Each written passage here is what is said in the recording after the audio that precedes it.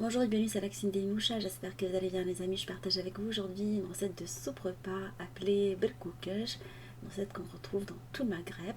Alors on peut la réaliser avec ou sans viande, en accompagnement de légumes. Une recette assez réconfortante, idéale quand il fait froid comme aujourd'hui. Découvrons la réalisation simple. Alors on va commencer dans un premier temps par hacher finement les herbes. Alors j'ai pris du persil, de la coriandre ainsi qu'une branche de céleri.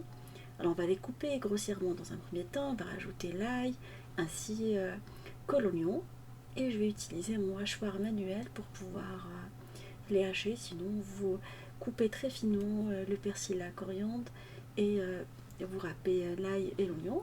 Je vais préparer les légumes également, alors une courgette, alors j'ai pris un demi de chaque, et comme j'ai des grandes courgettes, vert clair et vert foncé.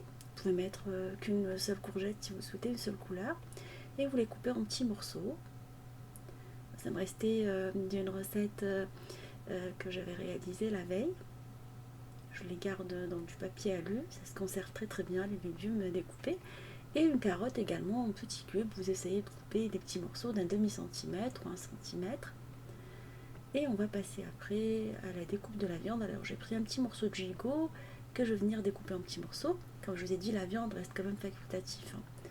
On passe à l'assemblage, à la cuisson. Alors dans une marmite dans laquelle j'ai mis de l'huile d'olive, je vais rajouter le hachis de condiments, oignons, ail, persil, coriandre et céleri. On va rajouter du concentré de tomate également.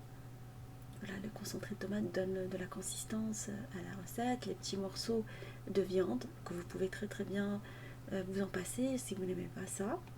Un mélange de ras el hanout rouge. Alors vous trouverez dans la barre d'infos la recette du ras el hanout rouge selon ma recette. Sinon vous les achetez du commerce. Du sel et on va faire colorer tout ça à feu moyen une fois qu'on a bien mélangé.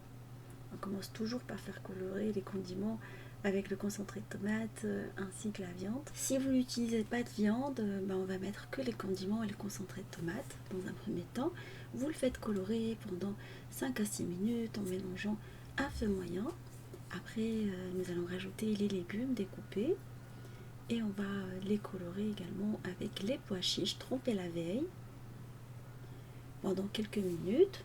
Pendant 5 à 6 minutes également. Il est essentiel de mélanger pendant que vous êtes en train de faire colorer le tout. On va déglacer avec la pulpe de tomate, soit de la pulpe de tomate du commerce, ou vous prenez de la tomate râpée. Prenez de la tomate bien rouge. On va venir arroser avec de l'eau, l'équivalent de 2 litres d'eau. On va fermer la marmite sous pression, on va la laisser cuire pendant 45 minutes.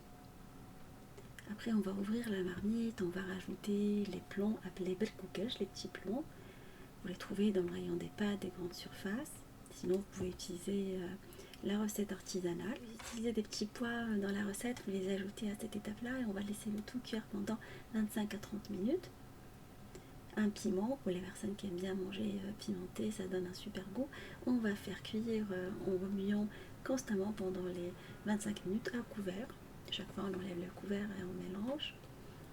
Alors l'idéal est d'ajouter les plants juste avant de servir car ils ont tendance à absorber beaucoup de liquide.